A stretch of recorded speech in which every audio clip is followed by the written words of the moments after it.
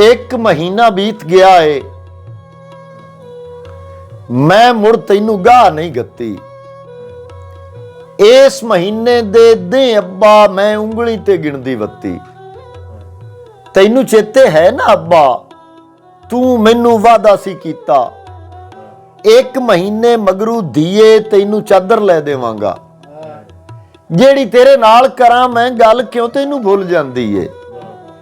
कल तां तैथे पैसे वीसण चादर क्यों नहीं ले आंदी है।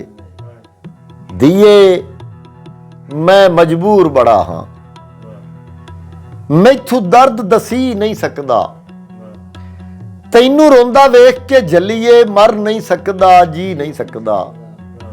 तू तां शौक दी रंगण घत के अज मोड़ आसां रंगदी पई है, नाले अपने भोल पुणे विच मैथू चादर मंगदी पई है।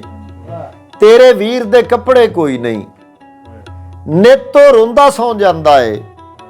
पूरा मां मजदूरी करके राती आटा ले आंदा है। शर्मा आलिए तेरी चोटी बस हुण इंज कजी सकदी है। शर्मा आलिए तेरी चोटी बस हुण इंज कजी सकदी है। मेरी पगड़ी जे विक जावे तैनू चादर ठी सकदी है।